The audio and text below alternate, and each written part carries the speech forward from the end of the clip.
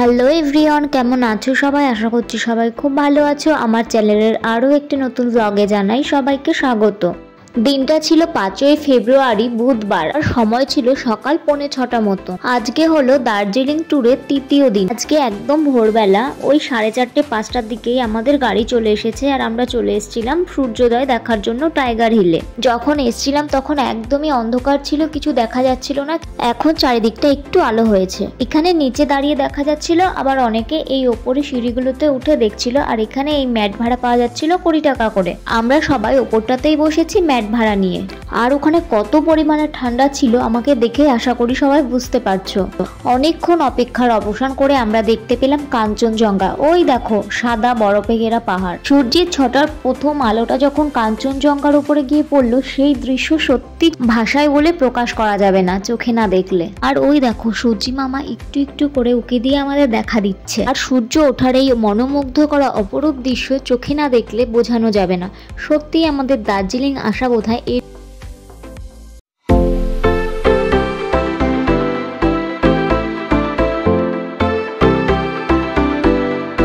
এরপর সবাই মিলে একটু ফটো তুলে নিলাম। তারপর বেরিয়ে পড়লাম একটা নতুন জায়গার উদ্দেশ্যে। আর এই দেখো, তোমরা কি দেখতে পাচ্ছ রাস্তার দুধারে কি সুন্দর হালকা হালকা সাদা সাদা বরফ পড়েছে। দার্জিলিং এসে কিন্তু আমরা বরফও দেখে নিলাম। ড্রাইভার দাদাকে বলেছিলাম এখানে গাড়িটা একটু দাঁড় করাতে, তো বললো এখানে নাকি গাড়ি দাঁড় করানো যায় না। গাড়ি থেকেই এই হালকা হালকা বরফগুলো উপভোগ করলাম। শুধু ছুঁয়ে দেখতে পারলাম না, এটাই মন খারাপ।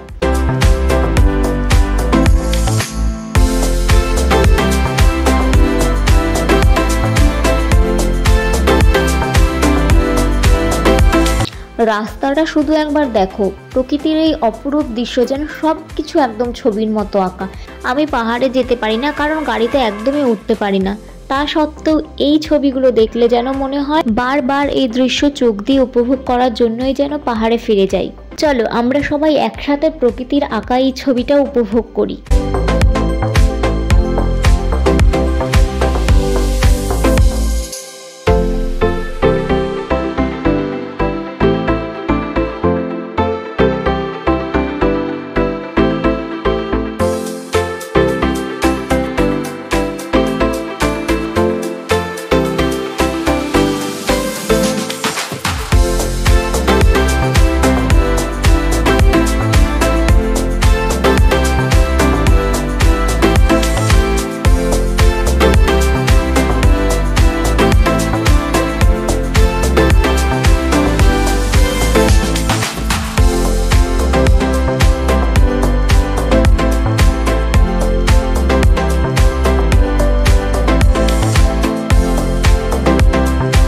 চলে এসেছি আমরা আমাদের পরবর্তী গন্তব্যস্থলে জাপানিজ টেম্পল।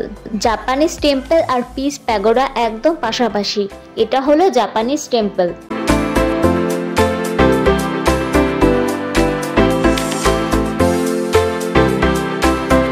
আর পাশে এটা হলো পিস প্যাগোডা। সবাই ওপরে গিয়েছিল, কিন্তু আমার জুতো ছিঁড়ে গিয়েছিল বলে আমি আর ওপরে উঠিনি, এখানেই ছিলাম।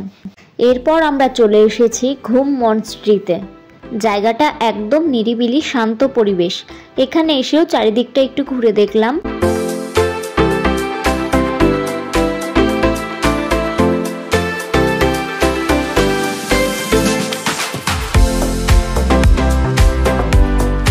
তারপর আমরা চলে গিয়েছিলাম বাতাসিয়া লুপে। যতগুলো জায়গা আমরা ঘুরেছি সবগুলোই আলাদা আলাদাভাবে সুন্দর, তবে এই জায়গাটা যেন আমার কাছে অনেক বেশি সুন্দর লেগেছিল। একদম সাজানো গোছানো। আর এখানকার প্রবেশ মূল্য ছিল জনপ্রতি 50 টাকা।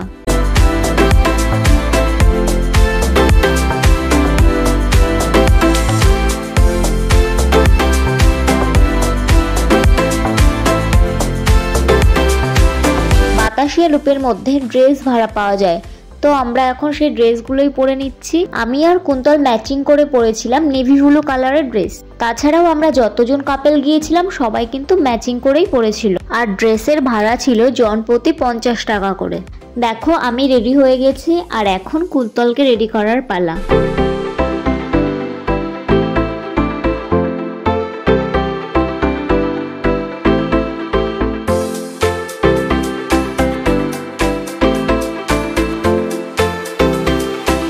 কুন্তলকে দেখো কি সুন্দর, একদম রাজা রাজা লাগছে দেখতে।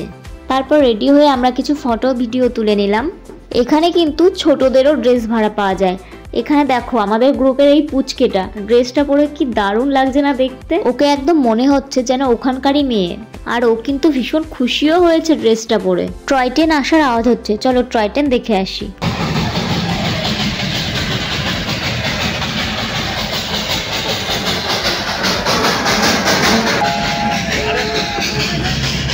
এখন বাজে 11:15। আমরা 4টে স্পট ঘুরে চলে এসেছি হোটেলে। প্রথম দিন এসে যে হোটেলটায় উঠেছিলাম, এখন আবার ব্যাগপত্র নিয়ে এসে পাশের হোটেলটায় উঠলাম। এটা আমাদের প্যাকেজের মধ্যেই আছে। আমরা গেছিলাম 2 নাইট 3 ডেসের প্যাকেজে। তোমরাও যেতে চাইলে ডেসক্রিপশনে থাক। এই হোটেলটাও কিন্তু ছিল খুব সুন্দর। খাওয়া দাওয়া করে বেরিয়ে পড়লাম আবার নতুন জায়গার উদ্দেশ্যে।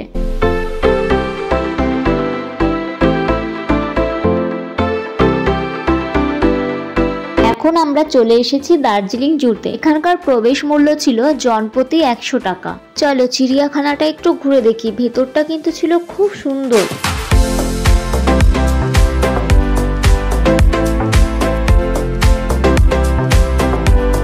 এখানে ছিল অনেক প্রজাতির হরিণ, যেমন সাম্বার ডিয়ার। আরো অনেক হরিণ ছিল, কিন্তু অনেকদিন পর ভয়েস দেওয়ার জন্য আমার নামগুলো মনে নেই। এছাড়া বিভিন্ন প্রজাতির ছাগল ছিল, যেমন মেসমি টাকিন। এগুলো ছিল সব পাহাড়ি ছাগল হরিণ। এই ওয়ালটা দেখো কত সুন্দর পাহাড় কেটে করেছে। আর এগুলো কিন্তু অরিজিনাল গাছ নয়, আর্টিফিশিয়াল গাছ। এই গাছটা দেখো কত বড় আর কত সুন্দর। সবাই এখানে দাঁড়িয়ে একটু ছবি তুলছিলাম। এই জু এর ভেতরে ছিল একটা ইনস্টিটিউট, হিমালয়ান মাউন্টেনারিং ইনস্টিটিউট। এই গাছটা দেখো, দেখে মনে হচ্ছে প্লাস্টিকের গাছ, কিন্তু না, এটা অরিজিনাল গাছ ছিল।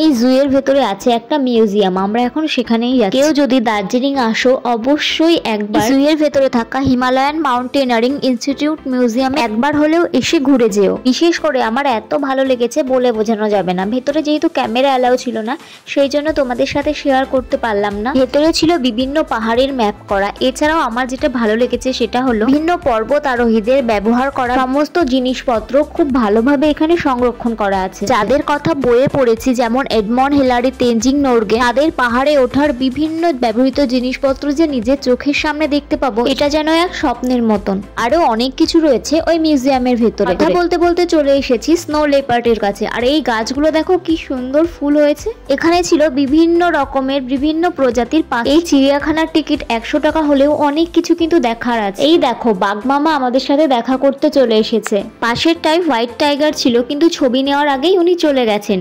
এই দেখো দেখতে পাচ্ছ রেড পান্ডা, যেটা কিনা এখন বিলুপ্ত প্রায়। এত কিউট দেখতে ছিল রেড পান্ডা, মনে হচ্ছে।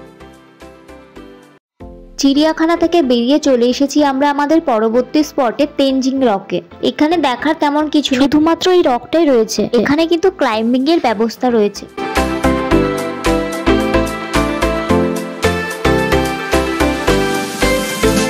এরপর আমরা চলে এসেছি দার্জিলিং টি গার্ডেনে। আমাদের গ্রুপে অনেকেই নিচের দিকে গেছে, আমরা আর গেলাম না। আমরা ওপরেই দাঁড়িয়েছিলাম। আর পাহাড়গুলো কি সুন্দর লাগছে।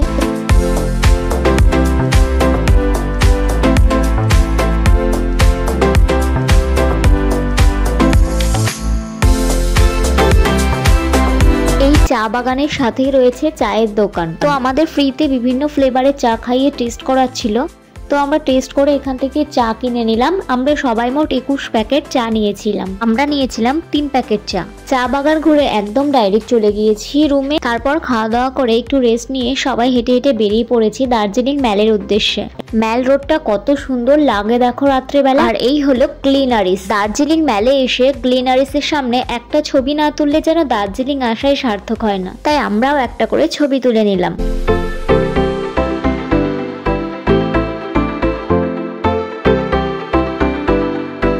ম্যাল রোডে আস্তে আস্তে অনেকটাই রাত হয়ে গেছিল, এই জন্য দোকানপাটগুলো আস্তে আস্তে বন্ধ করে দিচ্ছিল।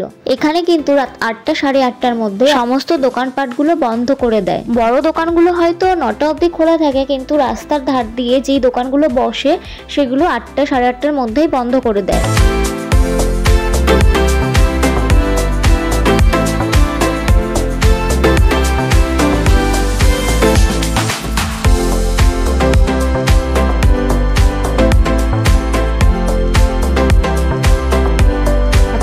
হাঁটতে হাঁটতে চলে এসেছি দার্জিলিং ক্লক টাওয়ারে।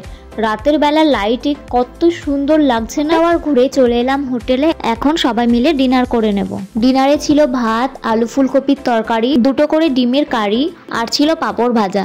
তো সবাই ভাত খেয়েছে, আমি আগে থেকেই রুটি বলেছিলাম, ওই জন্য আমি রুটি নিয়েছি। এখন খাওয়া দাওয়া করে সবাই মিলে একটু গল্প করব, তারপর শুয়ে পড়ব। দেখা হচ্ছে আবার পরের ভিডিওতে। ভিডিওটি ভালো লাগলে চ্যানেলটি সাবস্ক্রাইব করে পাশে থেকো। বাই।